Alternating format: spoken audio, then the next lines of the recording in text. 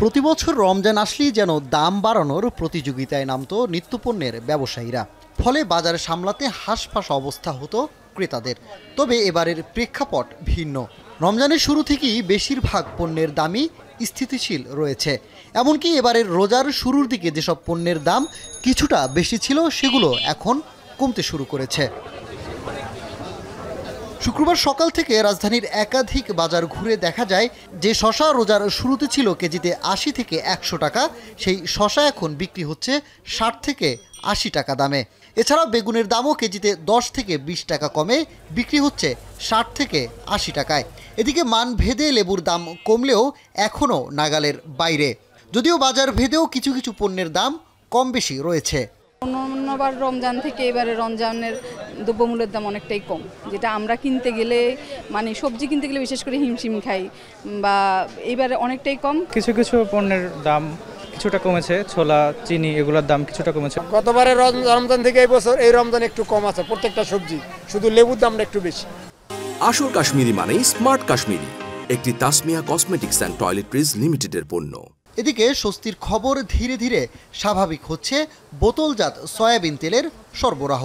শিগগিরই সরবরাহ একেবারে স্বাভাবিক হওয়ার প্রত্যাশা বিক্রেতাদের। এখন মোটামুটি ঠিক আছে, এখন সব জায়গায় তেল আছে, তবে আর একটু সাপ্লাই দিলে একটু ভালো হতো, মানে আর কোনো সংকটে থাকলো না। এখন বর্তমানে সব জিনিসের দামই কমতি।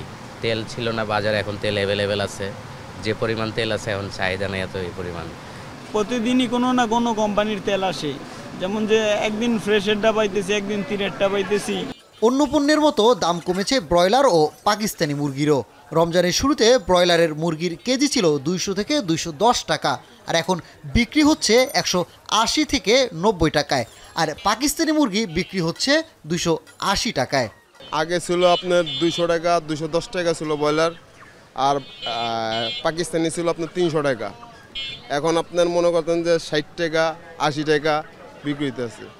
শুরুর দিকে রোজার আগে যে দাম ছিল তার থেকে তুলনায় হিসেবে অনেক কম আছে রমজান মাসে।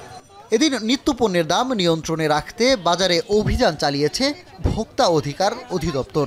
একই সাথে ঈদ সামনে রেখে যাতে কোনো পণ্যের দাম বাড়াতে না পারে সেদিকেও বিশেষ নজরদারি চলছে।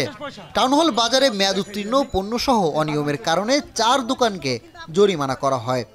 আমরা কিন্তু বাজারে আছি, বাজার থেকে কিন্তু আমরা চলে যাব না, এবং এইখানে কিন্তু কারসাজির কোনো সুযোগ নাই। তখন কিন্তু এটা বুঝতে হবে যে ঈদের ২-৩ দিন আগে যদি কারসাজির চেষ্টা করে তখন কিন্তু জরিমানার পরিমাণ অনেক বেড়ে যাবে। এদিকে ধীরে ধীরে বাজার সিন্ডিকেট মুক্ত করার আহ্বান জানান ক্রেতারা। সানিম মৃধা, এখন, ঢাকা।